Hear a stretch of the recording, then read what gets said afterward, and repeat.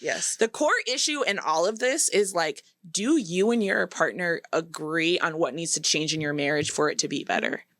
Ooh. Do you agree on that? Because if you agree on that, there's a lot of different ways to get to there. If you can agree on what the goal is, how to get there will be a lot easier. What do you guys both want changed in your marriage? Yep. Can you agree on that? Is there a common goal that you guys can work towards? Because if not, it's a moot point. Better nights, better days, when you're here with me, babe, 'cause you're all I crave, so I wonder. hello. Hello, hello. Welcome to Therapy Rebranded, where we're consistently inconsistent. Ding. We are live for the first portion of this podcast because our producer is persistent. So Persistent with please engage with us so we can prove him right. Yay for Gabe. Yeah, we're super excited. So we're going to do the Reddit part live, which is the part you guys engage with the most anyways. It's the part where people argue with us and all that type of stuff. Oh, people love to argue with our Reddit takes. Eat that shit. And also, we should say what kind of therapist you guys are just really quick before we launch into that. I am a mental health I'm a family therapist who works on inpatient. Sorry, guys. Today was long. I am a family therapist. Just like your mom. Oh my God. I'm a family therapist who works on inpatient on a psych unit. So I work with patients who are suicidal, homicidal, don't have a place to live, or are dealing with psychosis, some addiction. Yeah. I mean, mostly though that we're just sitting there and hoping that they decide at some point that they want treatment, but we can't do anything besides that. You can't force anybody to get treatment for addiction. I think of it as you see TV people. TV people? Yeah. You see like people who like we watch the shit that like the people that you see, we see them on TV. Or like in documentaries or something. Absolutely. She has like a movie job. Yeah. It's like a side I character have in a definitely movie. worked with kids who strangle cats. So. Oh my God. Wow. Yeah. Anyways. Can I ask you one question before we go to Reddit?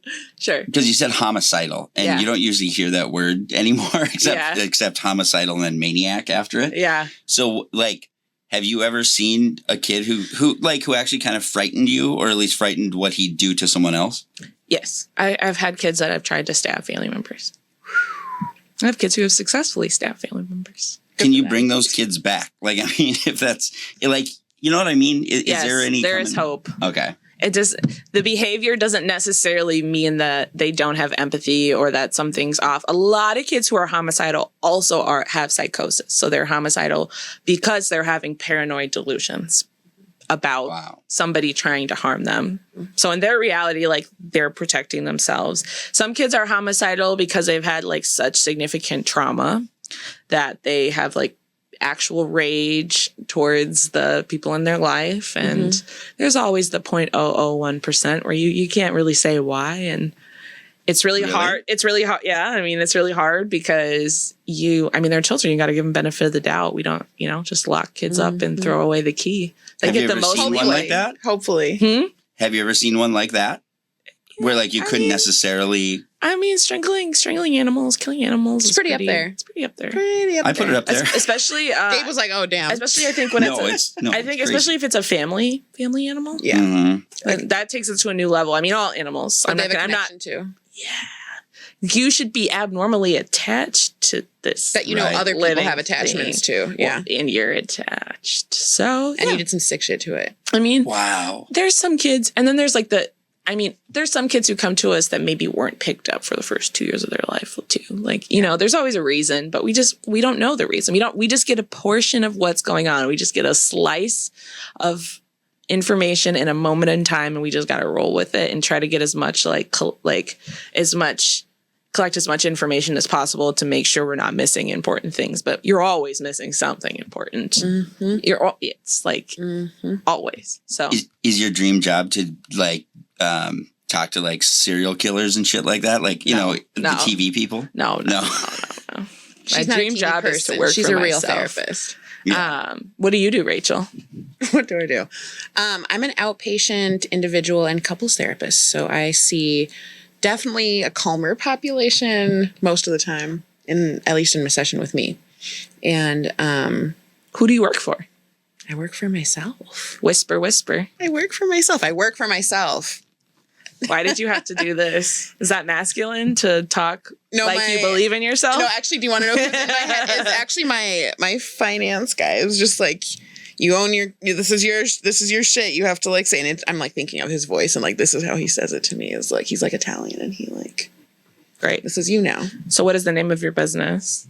The Collective Mental Health and Wellness.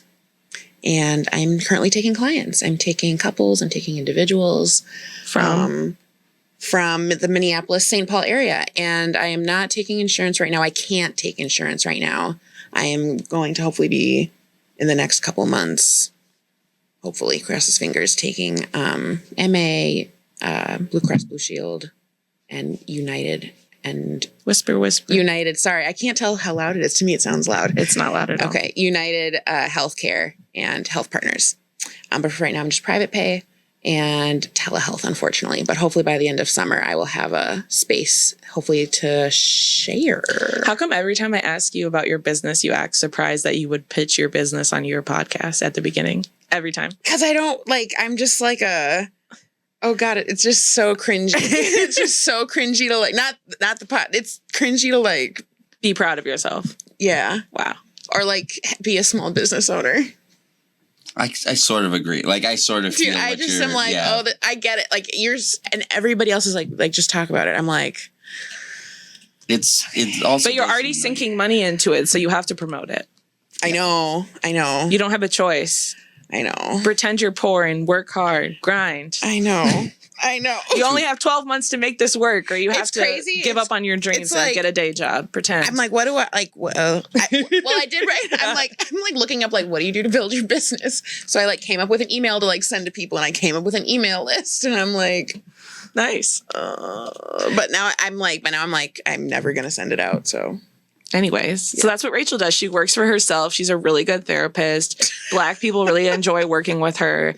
A lot of people who are from 17 to probably 25 come and try to do identity work with her. You're super good at that. You're good at supporting couples. I am. She works really hard not to be biased towards men in session. She really works hard. really, really hard to hold women accountable. Really So if that sounds appealing to you, Black men, bring your women in. Be right about something for once. Be right about it, and then let me like catch you with like a little like sneaky one. You're not good at. I You're not actually good at find- promoting yourself.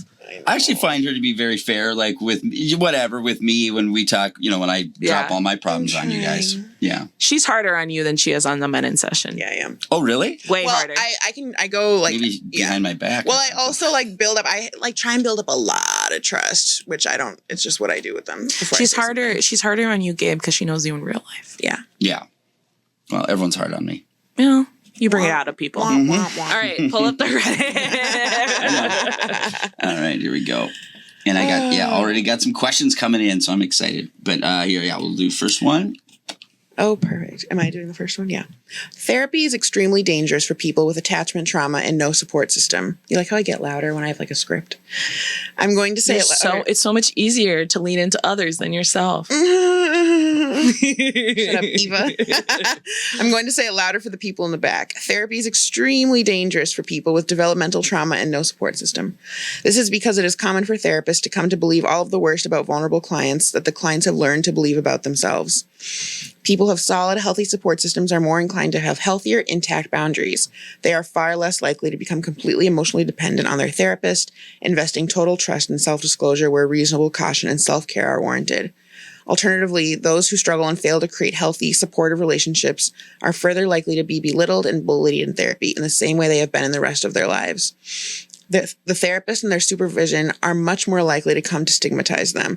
This is because the field of behavioral health is not any more likely to attract self-aware, empathetic, systemic oppression-conscious individuals than any other vocation.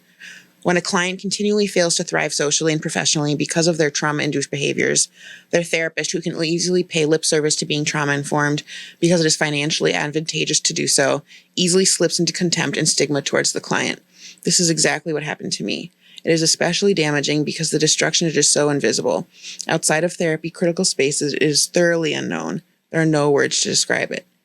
An unaware, average career-driven therapist and their supervision come to see the client as permanently damaged, borderline, or hysteria diagnosis goods. Can I just pause? This is This is not therapist me. This is petty internal me. And maybe it's because she's coming for therapist. But I knew that you got a borderline diagnosis when I was reading this. And that doesn't mean that the borderline diagnosis was accurate. That doesn't mean you weren't misdiagnosed and blamed. But in the language of what you were talking around of what happened to you and how you were treated when you were staying stigmatized, when you were talking about not being able to maintain healthy social circles, I knew. And I will say, the population of people who are diagnosed with borderline personality are treated with a lot of stigma, are treated like they aren't able. Fuck, Rachel. Sorry, I'm just kidding. No, I know. I'm just cracking. Are treated like they can't be helped. A lot of therapists genuinely don't enjoy working with that population and aren't honest about it, and do a lot of like victim blaming. You aren't wrong, and one thing this population struggles with is accountability. And so I'm wondering if the way your therapist was trying to hold you accountable felt very not good.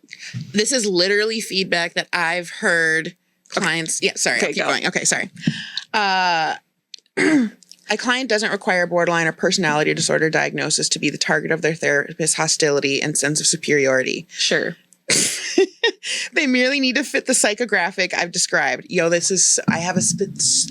can't even wait. However, this is your old client. Yes. That's literally what I was just about to say.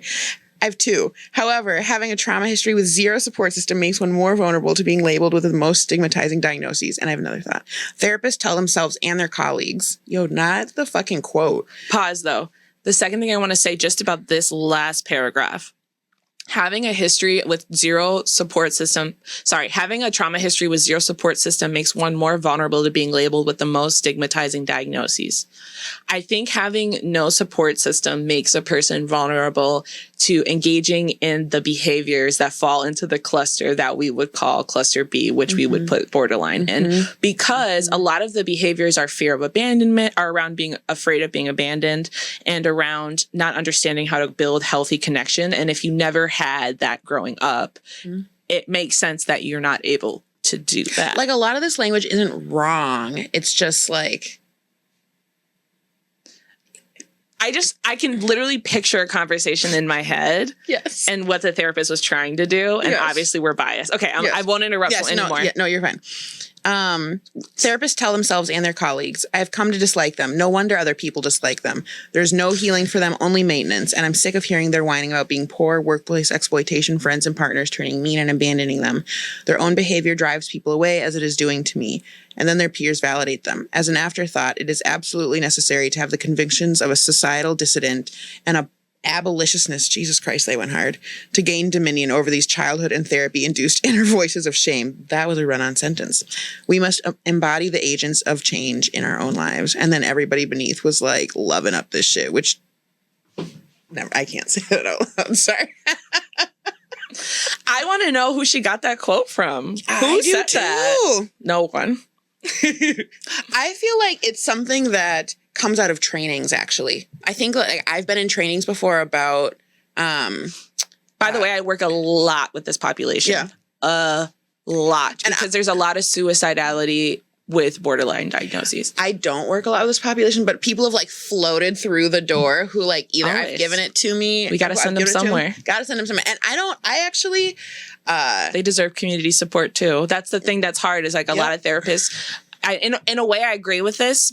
In a way, because a lot of therapists aren't equipped to handle this. They do take the behaviors personally, and they do, I think, have a lot of countertransference where they're feeling manipulated and misused. A lot of therapists struggle when they feel like they can't trust their clients. They feel like their clients aren't telling them the truth in session, or aren't able to build trust, back and forth. I think a lot of therapists get into a dynamic with people who have borderline where they are like, I feel like I've been working really hard to build trust with you, and it doesn't matter how hard I work to build that trust. I'm still getting a lot of big feedback whenever I share any kind of opinions or try to use interventions or try to give strategies. And so I think people get very frustrated. It's also why we kind of are often telling people who have borderline diagnoses to do like a group setting like DBT or something like that, because that has been shown to be an intervention that's more helpful, and it leans towards therapists who have that skill set, so they also are more able to help you. And then on top of it,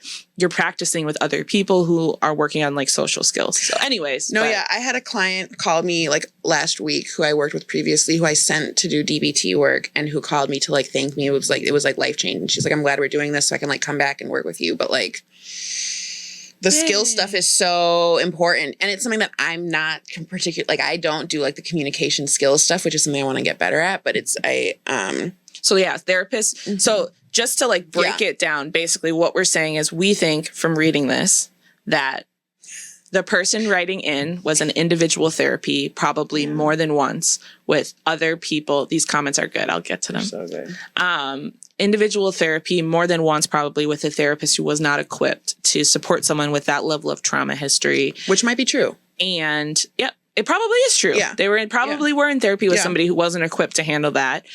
I'm going to guess that the therapist also wasn't equipped, and like maybe, I don't even know. I can't say farther than that what didn't go well, but what I'm assuming is that like the support and feedback they were giving you when they were trying to hold you accountable felt blaming and judgmental. And I get that. And that doesn't mean that like, I'm not saying that it's like the what else people need to be diagnosed or have to be diagnosed, but that doesn't mean that your diagnosis is wrong. Yeah. Sorry. Anyways, this comment, it's a predatory system designed to take advantage of the most vulnerable. When it comes to trauma or not having a healthy support system to tell you that something is wrong, you encounter the one size fits all CBT. Yeah, they hate CBT. Me too. And medications show where you're told everything you think is wrong, it needs to be normalized through thought correction and drugs, and you just go along with it because you trust in the authority that has been sold to you as proper and scientific, the thing you're supposed to do. In reality, they can't deal with the past and can't fix the present, so they try to fool you with sleight of hand and the best tactics of cults. Whoa. What is CBT? Cognitive behavioral therapy. And so basically... It's white. It's not even that. So here, CBT... It's not. It's very... You want to describe what it is? Go ahead. Sorry, I'm just... Okay. Cognitive behavioral therapy. So basically CBT is it's a way to do therapy in which like the belief system is that like your thoughts impact your behaviors. And so you're challenging your thoughts so that your behaviors will be different. Mm-hmm. It's teaching people how to like talk to their anxious thoughts or depressed thoughts and kind of like, okay, how do I have a different perspective on this? How do I work with this differently? And a lot of people feel like CBT is stupid because like if something actually traumatic is going on or something with a lot of weight is happening in your life, like if your mom is dying, like sure, like getting a different perspective on her death and like trying to, you know, make meaning out of it and think differently might give some relief, but it's not enough, right? And so definitely not for right now. What I think is like CBT has like a place. I think it's like a tool that you can use in session to challenge people when maybe they're spiraling or like spinning a little bit and like, you know, maybe going to worst case scenario and giving them the tools to kind of get themselves out of that anxious thought process. I don't think for most people, unless your life is pretty stable, that's good enough. It's not getting to the stuff. No. You want to read this other comment by Rin? I can't read it. I can't see it. Okay. I know, bro. My eyes are so bad. This destroyed my life. I'm between triggered and extremely grateful to have just read this and the OP statement, other person's statement, because this directly happened to me and no one cares that the mental health system and specific therapists / psychs took advantage of me to ruin my life for profit and ego and political reasons. Taken me to forever to validate myself internally at all. Thank you so much for writing this. I'm in a very dark spiral, I can tell, because of the treatment of this treatment. It is culty behavior / treatment I received from most everyone. I didn't know I was in a cult and then got treated the same way everywhere I went for support or was forced into going. I feel like I know this person, and that really disturbs me. Name them. Call them out. No, it's a friend or but like someone who speaks in this manner, you know, where it's dramatic and everything is like against them. And I've never known how to diagnose this woman, but but like I'm She seeing has two of this. them in a row. She has this. Is it borderline disorder She's or afflicted. borderline personality? I don't know. That would be, I know. Yeah, I don't know. You don't know for sure. Yeah. but I mean, what are the vibes? the vibes are giving someone tried to hold you accountable. People are you're going to multiple therapists and they're telling you you're the problem over and over again. Is the vibe I'm getting. And the thing is, people That's are- the vibe. That was what I was trying to say without saying before. Multiple therapists have told you over and over again, your behavior is making your life worse. Yes, I feel sad that happened to you, but your life will not change until your behavior changes. And the title's misleading. It's misleading because I thought I was like, oh yeah, I feel that, like, you shouldn't be discussing trauma. You shouldn't be talking about trauma if they don't have a support system, if there isn't kind of other things, if there aren't any coping skills, that's unethical and just not right or whatever. And yeah, I don't know. This just wasn't that. Look at the very last one is the OP, I think, is original poster or whatever, like the author of the post. Certain humans can't resist gravitating toward the weak or vulnerable people in order to dispose of their own shame, using what their unconscious sees as a representative object of everything weak within the aggressor. You want to know something ironic about this post? There's a lot of therapy language in it, but you guys hate therapy. There's a lot of therapy Deep language for you guys to hate therapy. Just saying, you must have got something from it. All right. Did you say there was Crazy. questions, Gabe? Well, yeah, there are. I was going to say we can do them at the end. They're just people who wrote in because I told a bunch of people that we are going to do this. Wow, we appreciate So I got that. some people, who wrote in and want some free therapy, I guess. Okay. No, whatever. They're just asking some general questions. I love that. Yeah. So should we do the next Reddit first? Yeah, we can. Okay. Hit me, baby, one more time. There's no need for that. Sorry. No, that's okay. I'm joking. God, that was so close to it. You're going to demonetize us. I'm just kidding. Oh. No, it wasn't. Don't fool yourself. You're not very good at this sarcasm. I was like, what? I was like, I can't We're say not it. even monetized. It's okay. It's okay. Yo, today's just an off. Can you read this one? I'm sorry. Yeah. I just don't have it in me. Oh, sorry. You I sent sent it to you. Yeah. I mean, if you want my phone, you can have it. No, I just can't read If them she up can't there. find it, I can read it for you guys too if you need. No, I sent it to better her. for- No, I like reading them. I just can't read them up there. That's crazy. It is crazy. You need to wear some glasses. I have an appointment next week. I, 35-year-old male, told my wife, 32-year-old female, I want a divorce after she implied I am sexually abusing our daughter, 4-year-old female. What is I? Am I overreacting? Am I overreacting? So what for what led up to this? There's a major heat wave where we live right now. I ended up working late tonight. So when my wife got home at 5:45, she called me and was yelling about how the air conditioner has come unattached from the window and the apartment was hot as fuck. I told her to open up the windows, go to the pool, drive around in the AC, and was met with demands to leave work immediately and head home. Being the asshole I am, I did hang up on her as I was in the middle of working on something and figured she could handle it. This led to her calling nonstop and yelling, then hanging up over the next hour and about how much of an asshole I am. I finished my work and began the drive home. It took me an hour to get there, during which she had continued calling, went to Home Depot, asked me what she needed, a 5.9-inch hose, asked me where it was, and yelled when I said I don't know, ask an employee, I'm driving. Words were exchanged, we both sucked. I got home and fixed the hose in about 5 minutes, called to let her know it was fixed, and was hung up on again. Her and my daughter finally made it home about 20 minutes later, and she decided to sit in her car. I set my daughter up on her tablet, cleaned up a bit around the house, and sat down with my daughter. She finally came inside, marched upstairs to the bathroom, and ignored us. When it came time to put our daughter to bed, she said it was my turn. Our daughter is a COVID baby, a co-sleeper, and just weaned off breastfeeding 6 months ago. She only falls asleep. She was breastfeeding 6 months ago? Wow. Yeah. That's not what I pictured. She only falls asleep with a parent laying with her. Judge me, I don't care. Our daughter was hot and grumpy and didn't want to go to bed with me. She said I make her itchy. Long beard, hairy arms make sense. So she proceeded to cry for her mom and say she wants mommy to put her to bed. After a few minutes, my wife came upstairs and said she doesn't want to go to bed with you. I don't know if you're touching her or what, but I'm going to find out. Jesus. I lost it. I grabbed clothes for tomorrow. My phone said I'm done. I want a divorce and have left home. Am I overreacting? Absolutely not. Get the fuck out of that house. Get the fuck out of that house. Yeah. Your poor daughter. Because the mom hasn't done enough to not have custody. So you're going to be, that's her mommy. Yeah. That escalated so quickly. I didn't think it was going to go that high. This just seemed like two people who are angry at each other, have some underlying issues, and we're like going at it throughout the day. I thought this was going to, if I hadn't seen the title, I would have thought this was just going to end with pettiness. I did not think it was maybe this is the wife's version of quote petty, but this is no. You know what my immediate thought is with this is that she's having an affair. Why? I don't know. It's just like that's what people do to like get out of relationships, I feel like, or to like get away from people. Like they push them. Like that's a horrible. I don't know. I feel like this is a flippant comment.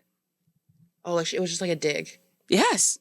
And that just shows you like how off she is. Yeah. It comes to, that's my opinion. I mean, maybe she clearly doesn't want to, I mean, she probably doesn't want to be with him. She probably is having an affair. I don't know. But that's, yeah, you should get out for sure. Yeah, you should leave. It's really normal to prefer one parent sometimes. There's nothing weird about petty. That. It's just also really scary. Like as a man, I feel like you can't take this shit lightly. Mm-hmm. Like you can't. That she would even say it. You're putting like your own safety at risk. Mm-hmm. I've literally ended friendships with women before, multiple, who like just say shit. Just like we're, did something or engaged in something consensually, and then we're like insinuating something about it was like unconsensual later, and like didn't say it and weren't acting like they were going to do anything about it, but we're like insinuating it. People that I like know and respected, and I was like actually there, and like nothing about that is how that went down, and just like it made me just immediately not trust them as a person. Yeah, like, you can't even like. What else would you? You can't be around. Mm-hmm. Like this is crazy. Can't be trusted. You can't like you casually dropping that because like you're embarrassed. Like that's usually what it would come from because you're embarrassed. You slept with that person or you made that decision last night. Mm-hmm. That's someone's livelihood. Can't fuck with it. You know what's crazily going around right now? Say rampant in the middle schools that the girls are like saying boys assaulted them. Really? Rampant. And Here. A lot of in Minneapolis? In wherever, United States. Minnesota, like in the hospital. Rampant. Wow. And it's the boys coming in like wanting to kill themselves because they're like, I didn't do it. But like everyone in my little town believes her. And like we didn't even have sex or like whatever the thing was. Or like, and I have girls who like I also have like a lot of teen girls, but I feel like this has always existed who like were assaulted, and then everyone in the school is like, she's a slut. Yeah. But she didn't even tell anybody that she was assaulted. That guy just went around bragging that he hooked up with her.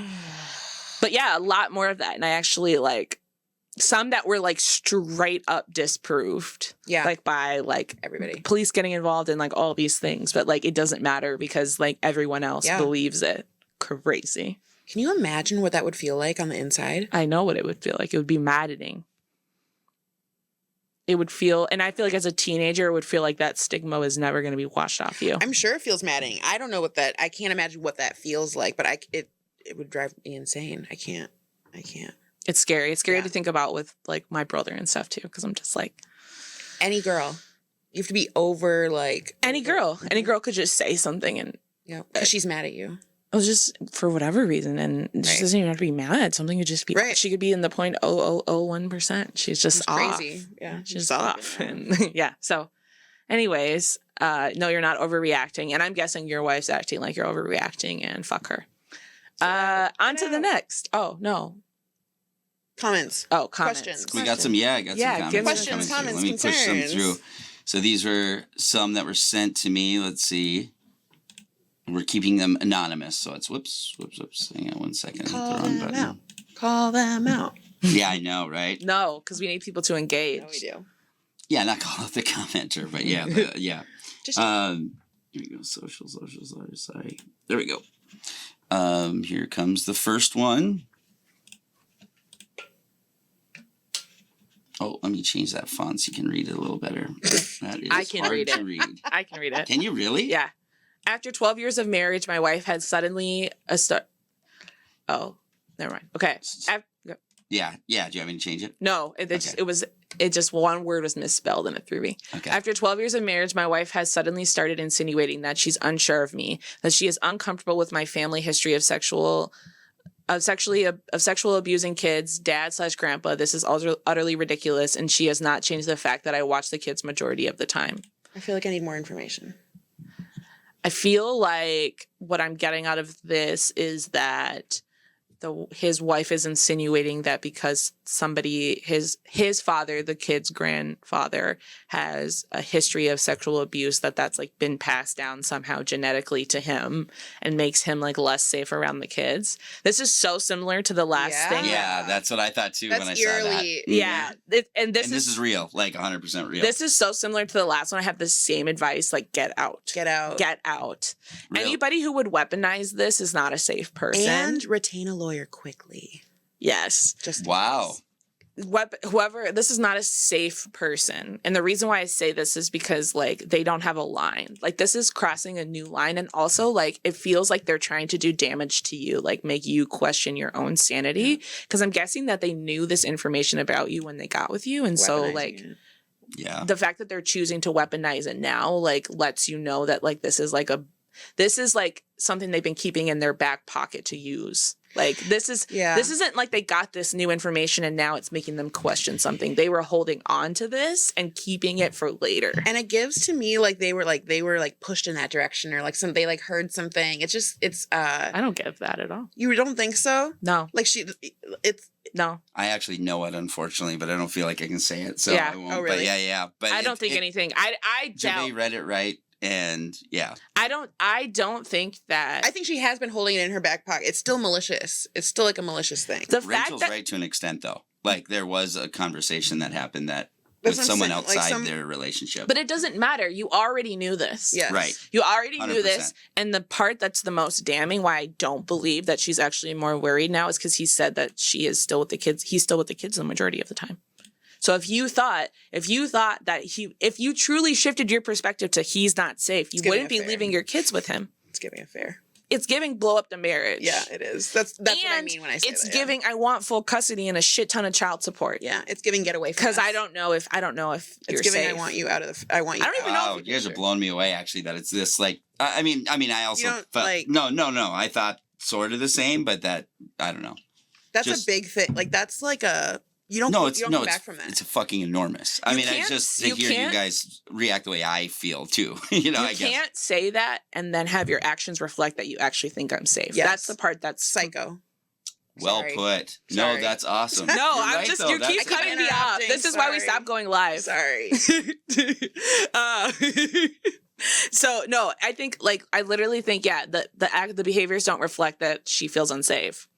So you saying or insinuating that in some way I'm unsafe is like you fucking with my head. And like I would be very nervous. I would be really, really afraid that narrative is somehow would be pushed onto my kids or shared with my kids or It will be.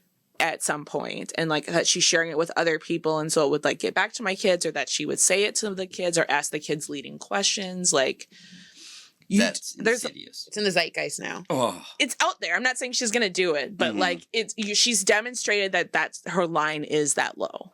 And like there's certain people where the line or they don't have a line, and then now I'm out. When I don't think you have a line, I'm out. Because the other thing is like, fuck me being your husband. Like, are you willing to have our kids grow up with the trauma of thinking that their dad is this kind of person? Knowing firsthand the impact because you know me, just to smear me, What's the purpose? there. What's the reason? No, There's this benefits nobody Right. but her. And like when people don't put their kids first, I side eye them. Weird ass shit. Side eye. okay. Here's the next one coming through, sort of similar. Actually, a different person, but That's a big question. here we go. We got You said same person, no, Oh. not the same. which would be fine. You could ask two questions. Yeah. Do you think it's reasonable in a marriage for either partner to demand the other goes to therapy without defining what issues should be addressed and doesn't believe they need to go? This is such a good question It because is a good question. this happens a lot in relationships where I feel like the woman demands the man go to therapy. I was just gonna say. I Demands. feel I think so. First of all, I think you have more to stand on if you are demanding couples therapy than maybe individual therapy. I don't know what you think about that. No, I want you to finish your sentence. I feel like you have more to stand on because I feel like trying to demand couples therapy is saying like you guys both need to work on something as a relationship. And I feel like as I've gotten older and I'm actually practicing as a therapist, like demanding that somebody like go work on themselves, I think is kind of a boundary cross. I mean, I definitely have conversations with people I'm dating about like, you know, I would love for you to go, like, I'm not again, it'd be great if you went to therapy, but like the best thing about you going to therapy is like you demonstrating that you want to work on yourself. So like, it's not even going to be effective, I guess, if someone's forcing you to go. It's like symbolic. So I don't know if it's reasonable or not, but I just think it's a little bit of a boundary cross. I agree with that. I agree that it's a boundary cross. I think as somebody who works with couples, when they enter the room, I would prefer, and I do say this, that like you both are in individual therapy. Because the things that you're bringing into the room are hard to talk about. You want an outside source. You want somebody who's on your side, like kind of aligned with you personally. Kind of the space is stressful, and you don't always want to have to. And I might say, you know, maybe don't talk about this together for the next week or something like that. But you're right. If you're not in like the couples therapy space, I don't think that you can ask somebody to go to individual. You could ask, but you can't. There's no like it's a different kind of requirement. I feel like there's a lot of women who ask their husbands to go to therapy because one, the women feel like I'm in therapy, so I'm working on myself. So like I should be able to ask you to work on yourself. I think that's like the thought process. And then I also think even though maybe she's not saying like, this is what you need to fix in therapy. And this might not be to this situation. This is just in general. Often there is a repeated mantra of what they don't like about you or the relationship. So the insinuation would be, that's what I want you to work on in therapy, I think. Right. It's almost like I'm taking my husband or my partner to therapy and he's the problem. And like, look what I brought and like, let's work on him. It's kind of the feeling. No, I'm saying that this person said. I've got one of those in here too.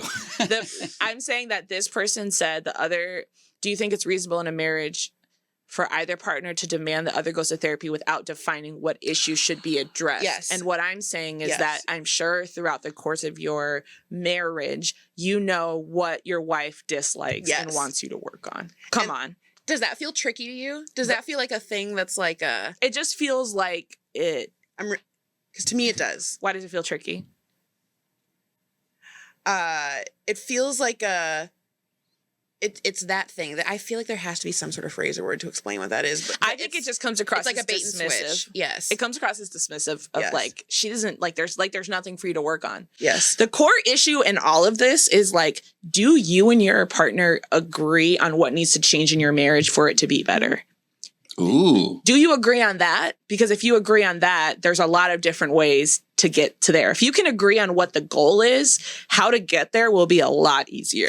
What do you guys both want changed in your marriage? Yep. Can you agree on that? Is there a common goal that you guys can work towards? Because if not, it's a moot point. That's amazing. I've never actually heard that before. Well, it's interesting. And that's the thing that you have to tell couples, I think, that is so important, that usually one party, at least in my experience, thinks that like they don't need to be in couples therapy or thinks that they don't need to be in individual therapy. They're like, okay, I'm here because she or he thinks that there's problems, but I don't think that there's problems. So I'm not even like, I'm not saying that that's this person, but I think that like, and then when it's kind of, what is that called? Weaponized incompetence or something. It's like, well, there's no issues or there's nothing like that pressing, or it's like, well, you know, it's normal relationship stuff. And then when you dig into it, they're like, oh, like I could actually be way more satisfied, or I could be way more getting more fulfillment out of my own life or my life with my partner or whatever it is. But this is kind of like complacency and like, why are we doing this? But I also think that's like the shared goal thing, right? So like if your husband or your wife like thinks that the things you want to change in the marriage don't need to change, that's a much bigger problem than whether or not they're going to go to therapy.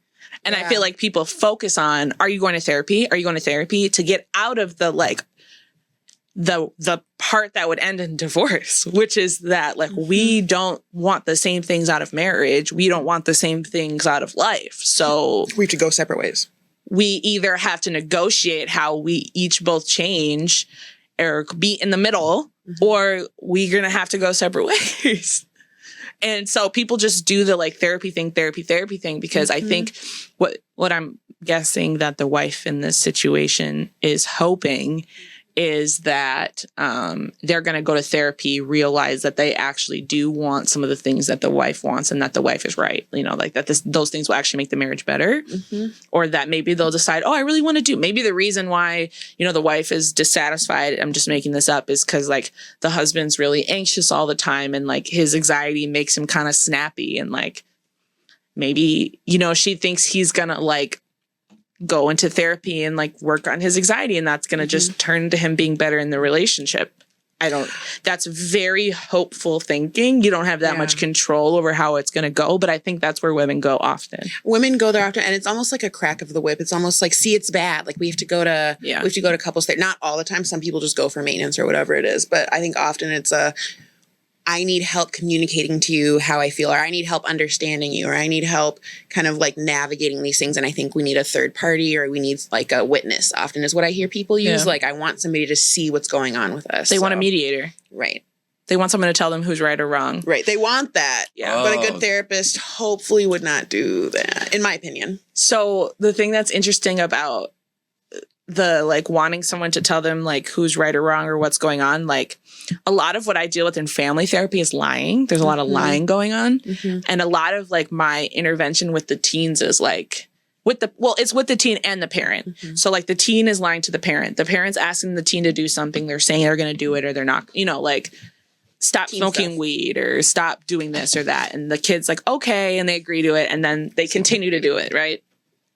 And the parents almost always like, it would just be better if you told me the truth. So then every time we play that out, we usually come to the conclusion that there was no room for the kid to tell the truth. Because if the kid said, okay, well, I'm actually not going to stop smoking weed, I really want to, that's going to, and you guys are going to argue until that kid lies to you and says, okay, I'll stop. So like they're avoiding all of that, right? So it's like a lot of, I think, people focus on like the communication aspect or like how we're going to fix this and not whether or not the other person wants to fix it. The core issue is that the kid doesn't want to stop smoking weed, not that they're lying to you. Right. But people focus on the lying. The core issue isn't that you're not in therapy. It's that you guys don't have shared goals on your relationship. Speak on it. Speak on it. This one came through, gives a lot about what you're just talking about. So I just wanted to put this one through. But I think there's a question within it that's a little different. This one's bigger. I can see this one. Okay. How do I handle communication with my spouse who insists that I'm 100% the problem in our relationship? She won't take responsibility for her actions, several really over cheating signals, won't allow access to her phone or iPad. And there's a continuation of it, as you said. There's a continuation? Yeah, hang on. So it's, let me find it here. Here we go. I found lacy thong black underwear after a business trip. I haven't seen underwear like that in our house for years. She also won't give me the passwords to her devices if I ask for the kids. And then she gets defensive and attacks when I bring it up. What is a reasonable response on her part? I don't have definitive proof, just a ton of smoke. So basically, he thinks that the wife is cheating and he feels like he has proof because she's being cagey with her phone and now buying sexy underwear, which they're not using together. And he's not able to talk to her about it because she gets so defensive. Is that right? Yeah, like he's saying he doesn't have definitive proof, so you don't want to blow up a marriage, but it's also like this is so much smoke and she won't engage about it. And there was something about the kids. I forgot. I think it was like she won't even share the passwords when it has to do with the kids. Oh, yeah. Even with the kid, like that's how it was discovered that you wouldn't share passwords. So what I think about this is that I'm not necessarily, I think you have to bring it up, but I don't think you have to make it an accusation. I think you can it sounds like she's really defensive when you bring it up generally. Like if you're or when you're trying to bring up the little random pieces. And so what I would just say is like, I know this sounds insane, but there's just a piece of me that's curious if you've been having an affair. Yeah. I just feel like and lay out all the things. And like I've just been building a case in my head and it feels almost unfair to you that I'm not like letting you in on this because I do feel like it's impacting how I see our marriage and like tell me if I'm crazy. And you'll find out a lot about that conversation because if she's not willing to engage in like a authentic conversation with empathy, maybe she won't initially, but if she doesn't circle back with like some empathy and some answers, you got your answer. Yeah.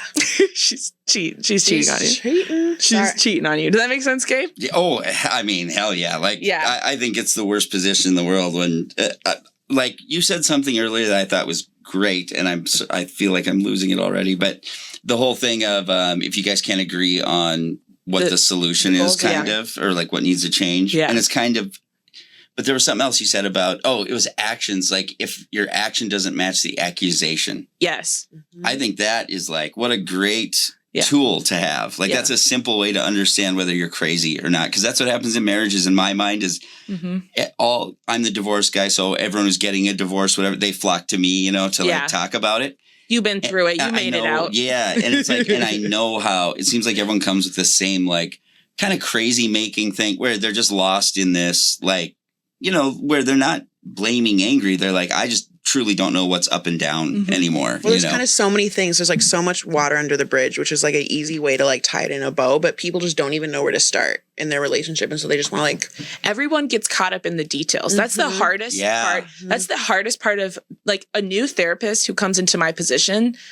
Like they're caught. Well, no, you're caught up in the details. Oh my God, they're psychotic. Oh my God, they said this. Can you believe that they tried to stab someone in 3rd grade? Did you read the chart where it said they were sexually abused 5 times? And like everyone's so up here with it.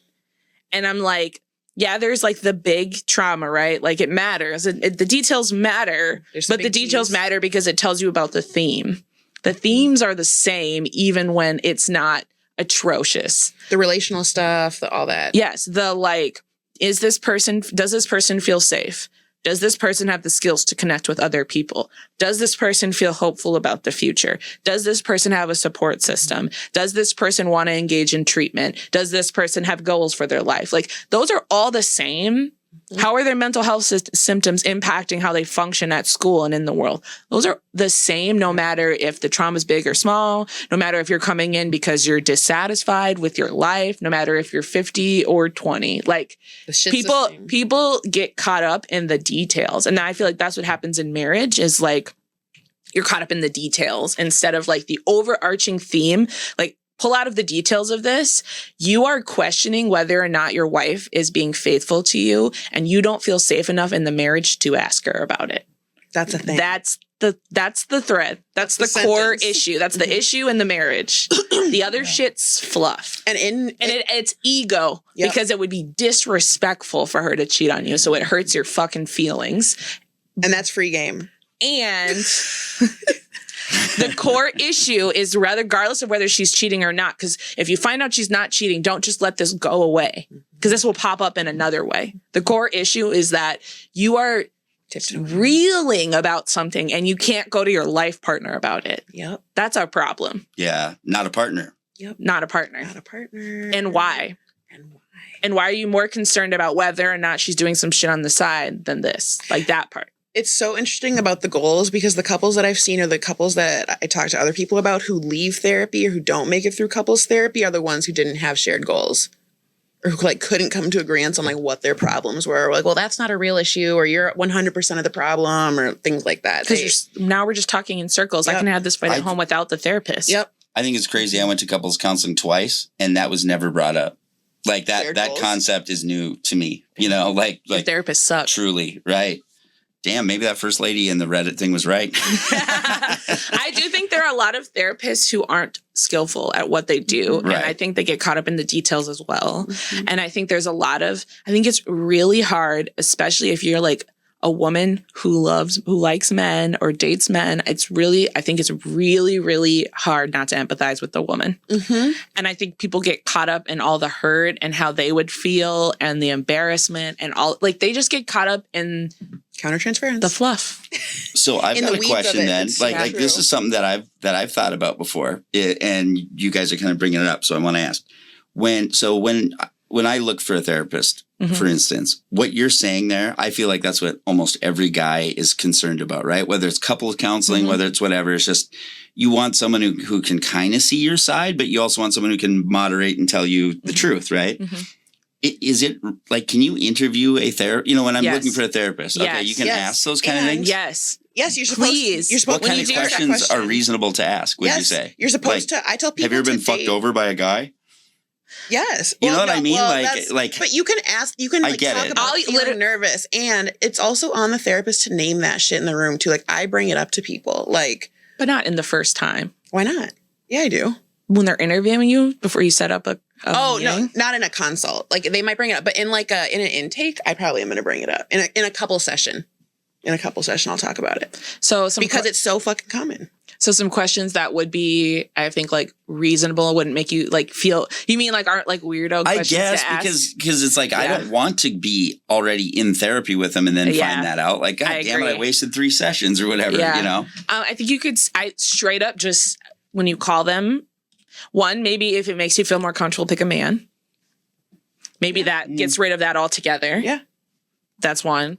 I think 2, like if you want a woman or like maybe there's a specific woman, 1, don't ever go to this is before the question. Don't ever go to your wife's therapist and just add yourself in and do couple sessions. That's your wife's therapist. She empathizes with your wife, and that's going to impact the session tremendously. She has a trusted relationship with your wife. She has a bond with her, and she knows all your shit.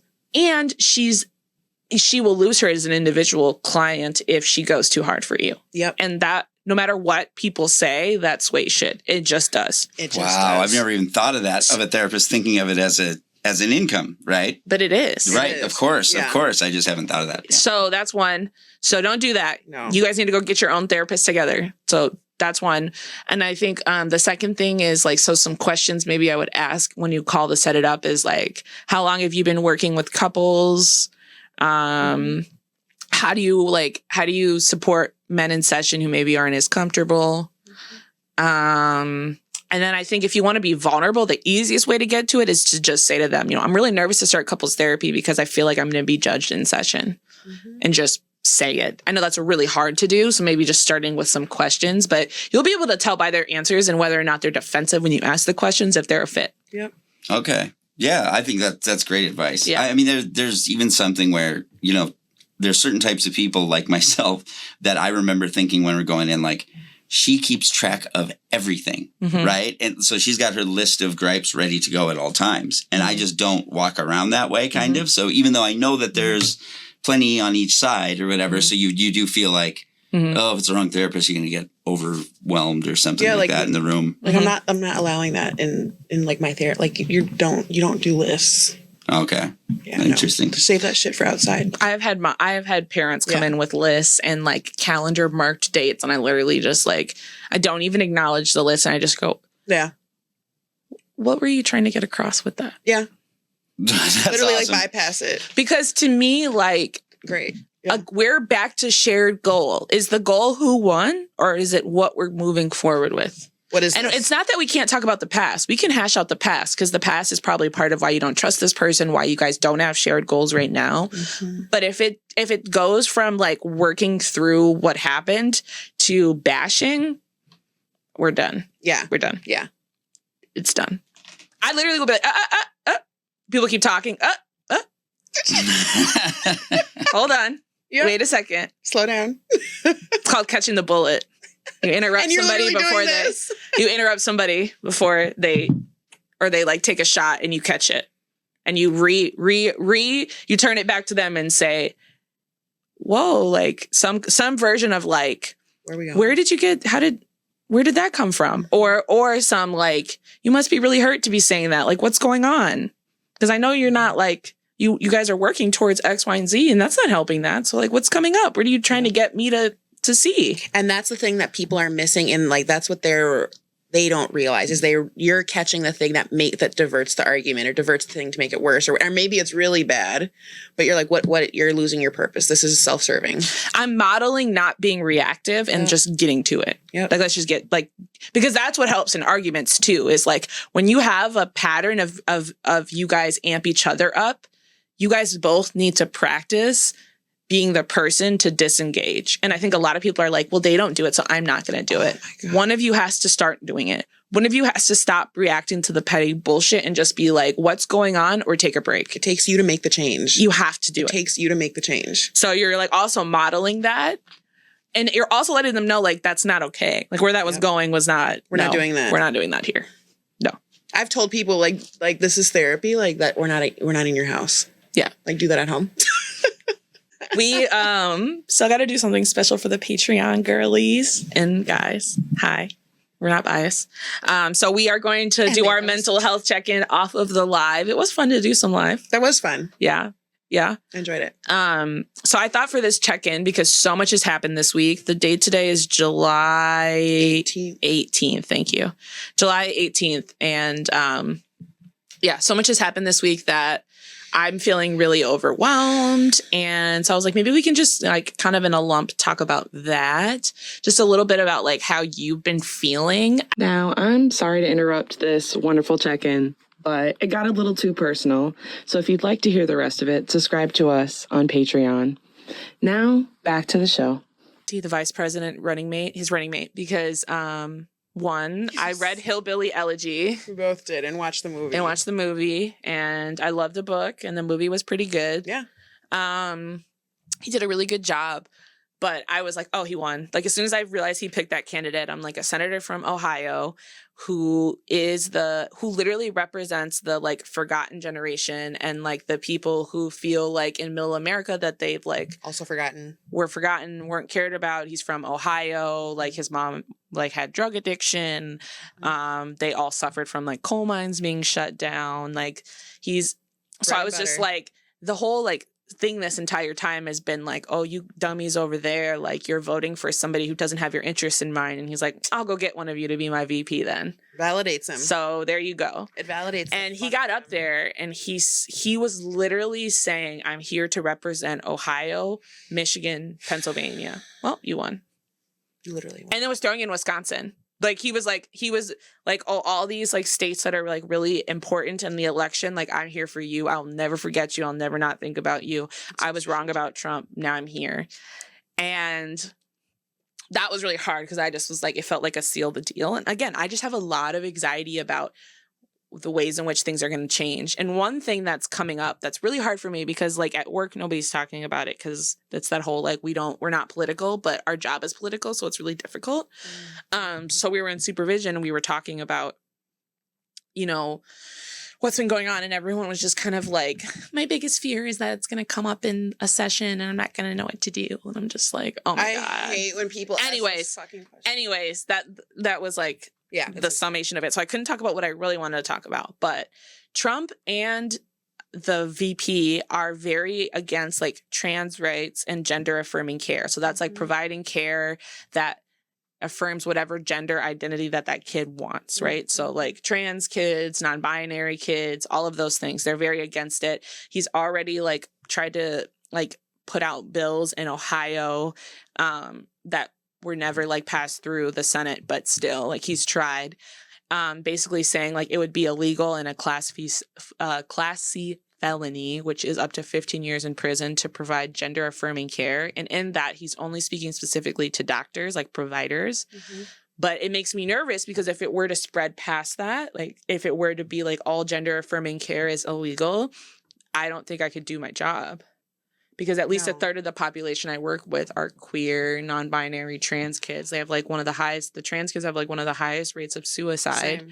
And so like if I can't provide like gender affirming therapy, like I can't provide actual ethical care. Yeah. So it'll just be interesting to see how all of that plays out because it's going to directly impact the therapists around me. Yep. And everyone's just like, la, la, la, la, la, which is whatever. That's your choice. But, it matters. That part's interesting to me. I think. And it's getting closer and closer. People don't realize, like, it's in the surrounding states.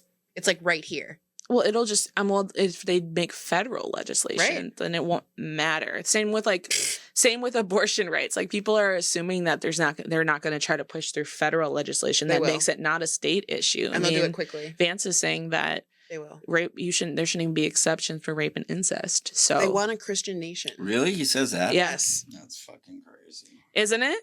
Yeah, I was reading some of the things that he said and it's pretty bad. It's pretty bad, man. It's interesting when people talk about how he wrote Hillbilly Elegy and stuff. It's like it's pointing out how he hated like poor people all along. He like hated his family. What? And I was like, I didn't read that, but maybe I can.